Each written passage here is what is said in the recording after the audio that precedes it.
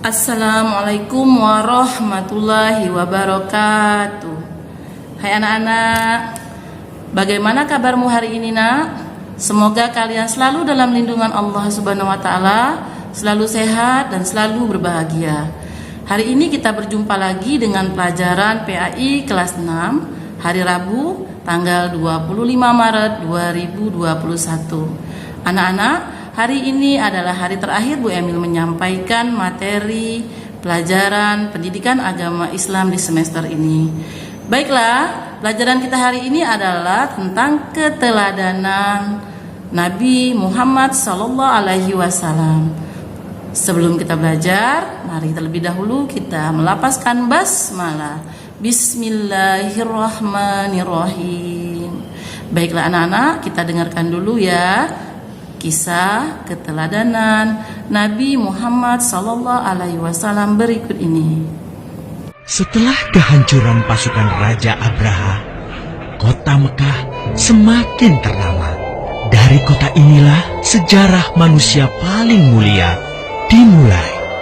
Ka'bah sebagai jantung kota Mekah semakin ramai dikunjungi para peziarah. Demikian pula para pedagang. Mereka datang dari berbagai penjuru jazirah. Namun sayang, Ka'bah mulai diselewengkan fungsinya. Akibatnya, kejahiliahan merajalela. Bahkan pada masa itu, memiliki bayi perempuan adalah hal yang sangat memalukan. Aib bagi keluarga. Sehingga sebagian dari mereka tega membunuh bayi perempuan mereka sendiri. Di tengah kondisi masyarakat jahiliyah itulah Nabi Muhammad dilahirkan. Bayi luar biasa itu lahir dari rahim seorang wanita mulia bernama Aminah. Pada saat itu ditandai peristiwa-peristiwa yang luar biasa. 10 balkon istana Kisra runtuh. Juga padamnya api-api yang biasa disembah oleh orang-orang Majusi.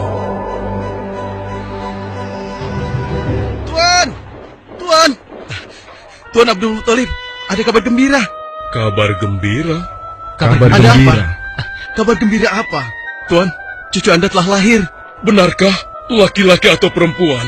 Laki-laki, Tuan. Subhanallah, Alhamdulillah, Allahu Akbar. Kalau begitu aku ingin segera melihatnya. Mari, Tuan. Setelah mendengar itu, Abdul Muthalib bergegas menuju ke rumah Aminah.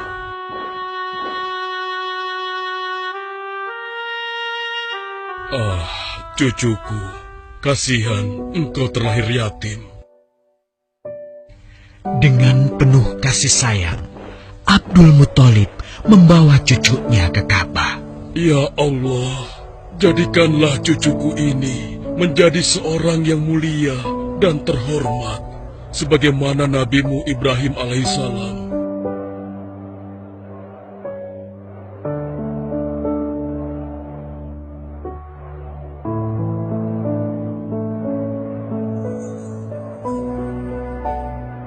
Siapa namanya, Ayah? Muhammad. Muhammad? Iya, aku akan menamainya Muhammad. Artinya yang terpuji. Kehadiran Muhammad kecil sungguh memberi kebahagiaan. Tidak hanya bagi keluarga Bani Hashim, bahkan seluruh kabilah suku Quraisy menyambutnya dengan sukacita. Kemudian Abdul Muthalib mencarikan ibu susu bagi Muhammad kecil. Kita sudah berhari-hari mencari anak susuan, yang dari situ kita akan mendapatkan imbalan yang cukup. Namun hingga saat ini, belum juga kita dapatkan. Ya, istriku, aku mengerti. Apa kita terima saja bayi yatim itu? Muhammad maksudmu? Iya, cucu dari Abdul Muthalib. Kasihan dia. Hampir semua teman-teman dari rombongan kita tidak ada yang mau menyusuinya. Karena tidak ada harapan untuk mendapatkan imbalannya dari ayah bayi itu. Betul juga engkau istriku. Kasihan anak itu. Aku mendukungmu jika engkau susui dia. Mudah-mudahan Allah memberikan keberkahan bagi kita. Halimah segera mendatangi Abdul Muthalib. Dia bersedia untuk menjadi ibu susu dan pengasuh bagi Muhammad kecil. Betapa gembira Abdul Muthalib mendengarnya. Halimah dari Bani Sa'ad itu akhirnya dipercaya Abdul Muthalib untuk mengasuh cucunya 2 tahun lamanya. Ayo istriku, kita berangkat sekarang. Sebentar lagi suamiku. Insya Allah kita berangkat sampai anak ini kenyang. Kalau begitu, aku lanjutkan berkemas-kemas dahulu. Hah? Ada apa suamiku? Lihat, unta dan keledai kita. Mereka demikian sehat, tidak seperti sebelumnya. Subhanallah. Betul suamiku, tidak seperti kemarin. Demi Allah, kau tidak salah memilih istriku. Kau telah mengambil anak yang dipenuhi dengan barokah. Allah melimpahkan keberkahan atas Halimah dan suaminya. Mereka pulang ke kampung Bani Sa'ad dengan penuh rasa syukur. 2 tahun berlalu sudah. Tugas Halimatus Sa'diyah sesungguhnya telah usai. Saatnya Muhammad kecil harus dikembalikan kepada ibunya. Terima kasih Halimah. Engkau telah merawat anakku dengan baik selama 2 tahun. Tidak ada yang bisa kuberikan, kecuali aku berdoa. Semoga Allah memberkahi engkau dan keluargamu. Amin. Saya juga bersyukur diberikan kepercayaan dan kesempatan merawat anakmu, wahai Ibu Aminah. Namun, begini Bu, mohon maaf. Kalau boleh, izinkan aku merawat Muhammad lebih lama lagi. Aku masih sangat sayang padanya. Baiklah, kalau begitu aku setuju dengan usulmu. Bawa dan rawatlah Muhammad sebagaimana dia anakmu sendiri. Terima kasih Ibu. Terima kasih. Begitulah, Muhammad kecil kembali ke tengah-tengah Bani Sa'ad. Ia tumbuh menjadi anak yang memiliki banyak teman. Karena kemuliaan akhlaknya. Tatkala berusia sekitar 4 tahun, terjadilah suatu peristiwa. Muhammad? Kenapa Muhammad? Muhammad dibawa orang. Hah? Dibawa orang? Diculik? Coba ceritakan. Ketika kami tengah bermain, tiba-tiba ada orang dewasa datang. Dia langsung membawa pergi Muhammad dan membunuhnya. Hah? Membunuhnya? Ya Allah, di mana? Di mana? Antarkan ibu ke sana. Dengan perasaan cemas, Halimah bergegas menuju tempat itu. Dan dilihatnya, Muhammad kecil tengah terduduk. Muhammad, apa yang terjadi denganmu? Dengan sangat tenang dan jelas, Muhammad kecil menceritakan apa yang telah terjadi. Bahwa seseorang telah membelah dadanya, mengambil hatinya, kemudian mencucinya dan mengembalikannya lagi ke tempatnya semula. Maka sesungguhnya yang datang itu adalah malaikat Jibril. Dia ditugaskan Allah untuk mencuci hati Rasulullah sehingga bersih dari segala kecenderungan setan. Subhanallah, sungguh anak ini bukanlah anak sembarangan. Sebaiknya aku kembalikan saja kepada ibunya. Peristiwa itu membuat Halimah sangat khawatir. Maka bergegaslah Halimah mengembalikan Muhammad kecil kepada ibunya. Menginjak usia yang ke-6 tahun, Muhammad kecil diajak ibunya untuk berziarah ke makam ayahnya, Abdullah di Yathrib. Dalam perjalanan pulang kembali ke kota Mekah, Aminah pun jatuh sakit. Dari hari ke hari, tubuhnya semakin melemah. Hingga di sebuah kota bernama Abwa, letaknya antara Mekah dan Yathrib, Aminah meninggal di sana. Dan Muhammad kecil pun menjadi seorang anak yatim piatu. Sejak itulah Muhammad kecil dirawat dengan penuh cinta dan kasih sayang oleh kakeknya, Abdul Muthalib. Muhammad, sudah berhentilah memerah susunya. Insya Allah, sudah cukup untuk persediaan kita hari ini. Beristirahatlah sejenak. Makanlah agar kau tetap sehat.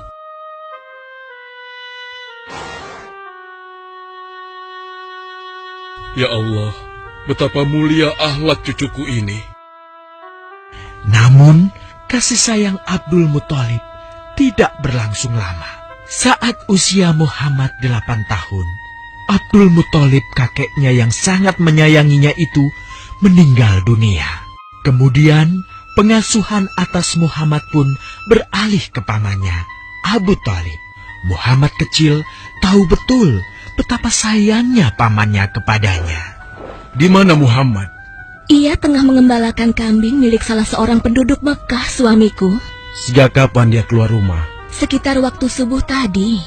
Subhanallah, betapa baiknya akhlak keponakanku ini. Ya Allah, maafkan ketidakmampuanku mencukupi kebutuhan keponakanku. Sayangi dan berkahilah dia. Jadikanlah dia orang yang mulia di antara manusia. Hingga saat usia Muhammad menginjak 12 tahun, pamannya Abu Thalib mengajaknya berdagang ke Syam. Sampailah mereka di satu daerah bernama Busra. Saat mereka beristirahat, datanglah seorang pendeta menghampiri. Wahai saudaraku, selamat datang di Busra. Tampaknya kalian bukan orang sini. Dari manakah kalian berasal? Terima kasih saudaraku, kami datang dari Mekah. Lalu, siapakah gerangan anak ini? Ini adalah keponakanku, Muhammad namanya. Apakah engkau bertanggung jawab atasnya, Tuan? Ya, Kemana ayahnya? ayahnya sudah meninggal sejak ia masih dalam kandungan. Oh, apakah kini dia yatim piatu? Benar, Aku sungguh beruntung bertemu dengannya. beruntung. Beruntung apa? Sungguh, keponakanmu ini adalah orang yang sangat istimewa. Oh ya? Ya, dia adalah seorang nabi, Hmm? seorang utusan Allah. Bagaimana kau tahu hal itu? Aku tahu karena aku seorang pendeta, dan berita kedatangan dia sebagai seorang utusan Allah sudah disampaikan di dalam Injil. Bahkan aku pun bisa mengetahuinya dari cincin kenabian yang berada di bagian bawah tulang rawan bahunya, yang menyerupai buah apel sebagai tanda kenabiannya. Begitulah pendeta bernama Bahira menyampaikan kepada Abu Thalib perihal kenabian Muhammad. Ia berpesan agar menjaga baik-baik keponakannya itu, karena Muhammad kelak di suatu saat nanti akan menghadapi banyak gangguan dan rintangan. Istriku, Muhammad sudah berusia 25 tahun. Aku pikir sudah saatnya dia untuk menikah. Betul, suamiku. Namun, dengan siapakah dia akan kita jodohkan? Kemarin Khadijah mengirimkan utusannya dan menyatakan keinginan Khadijah untuk menjadikan Muhammad sebagai suaminya. Hah? Khadijah? Khadijah yang mulia itu? Betul, istriku. Khadijah yang selama ini mempercayakan barang perniagaannya kepada Muhammad. Kenapa dia memilih Muhammad? Ya, Khadijah mengagumi kejujuran dan kebaikan akhlak Muhammad. Menurutmu sendiri bagaimana? Aku pikir Khadijah adalah wanita terbaik bagi Muhammad. Kita akan melamarnya. Tepat di usia 25 tahun, Nabi Muhammad menikahi Khadijah yang berusia 40 tahun. Dari pernikahan itu, mereka dikaruniai Allah 6 orang anak. 2 laki-laki adalah Al-Qasim dan Abdullah. Sedangkan putrinya adalah Zainab, Ruqayyah, Ummu Kulsum, dan Fatimah. Namun, kedua putranya itu telah meninggal semenjak mereka kecil. Suatu ketika, terjadilah banjir besar di kota Mekah. Kabilah-kabilah di kota Mekah pun bergotong royong membangun kembali Ka'bah. Setelah pembangunannya selesai, terjadilah perselisihan antara pemuka kabilah tentang siapakah yang paling pantas meletakkan Hajar Aswad di Ka'bah. Abu Thalib, apa yang harus kita lakukan? Kita sudah bicarakan hal ini selama 5 hari, namun tidak ada titik temu. Aku khawatir akan terjadi pertumpahan darah. Sudah, begini saja. Kita sepakati bahwa masalah ini kita serahkan kepada takdir terbaik. Lihat pintu masuk Ka'bah itu. Siapapun yang pertama kali akan melewati pintu itu, dan siapapun dia, kita tidak boleh menolaknya. Setuju? Aku juga setuju. Baiklah, aku setuju. Aku juga setuju. Baiklah, kita perhatikan bersama. Tidak lama setelah kesepakatan itu, atas izin Allah, Nabi Muhammad menjadi orang pertama yang memasuki pintu menuju Ka'bah. Alhamdulillah, segala puji bagi Allah. Ternyata Muhammad, dan memang dia adalah orang yang tidak pernah kita temui ada celah. Betul? Betul. Iya, betul. Nabi Muhammad pun menerima kepercayaan itu. Dengan kebijaksanaannya, Nabi Muhammad meminta sehelai kain, lalu meletakkan Hajar Aswad di atasnya. Nabi Muhammad mempersilahkan seluruh pemuka kabilah untuk memegang ujung-ujungnya dan mengangkatnya secara bersama-sama. Setelah sampai pada sudut Ka'bah, giliran Nabi Muhammad meletakkan Hajar Aswad di tempatnya semula. Terhindarlah perpecahan di kota Mekah. Meskipun demikian, kegelisahan masih terus menggelayuti hati Nabi Muhammad. Kejahiliahan ada di mana-mana. Kezaliman dan kemaksiatan terus berlangsung. Ia tak habis pikir. Nabi Muhammad mulai merenung dan menyendiri untuk menghindar dari perilaku jahiliyah. Nabi Muhammad memilih tempat di sebuah goa di atas bukit sekitar Mekah. Goa Hiro. Dari mulut goa itulah Nabi Muhammad bisa memandangi kota Mekah yang dicintainya dengan pandangan yang lebih luas. Hingga suatu ketika, sesuatu yang tidak pernah terbayangkan sebelumnya terjadi. Tiba-tiba, goa itu menjadi terang benderang. Kemanapun arah mata melihat, di sanalah cahaya itu ada. Itulah malaikat Jibril. Jibril berkata, "Bacalah." Dengan gemetar, Nabi Muhammad berkata, "Aku tidak bisa membaca." Malaikat Jibril lantas merangkul Nabi Muhammad SAW dengan kuat hingga nafas beliau sesak. Seraya berkata lagi, "Bacalah." Sampai akhirnya malaikat Jibril membantunya setelah merangkulnya dan menyuruhnya membaca hingga 3 kali. Kemudian malaikat Jibril membantunya membaca. "Bacalah dengan menyebut nama Tuhanmu yang menciptakan. Dia telah menciptakan manusia dari segumpal darah. Bacalah, dan Tuhanmulah yang paling pemurah, yang mengajarkan manusia dengan perantaraan Al-Qalam. Dia mengajarkan kepada manusia apa yang tidak diketahuinya." Kalimat suci telah terucap. Resmilah sudah. Dari dalam Goa Hiro, Allah mengangkat Nabi Muhammad SAW sebagai penuntun dari kegelapan menuju cahaya, dari keburukan menjadi kebaikan, dan dari kesengsaraan menuju ke keselamatan. Alhamdulillah kalian sudah mendengarkan kisah tentang keteladanan Nabi Muhammad SAW.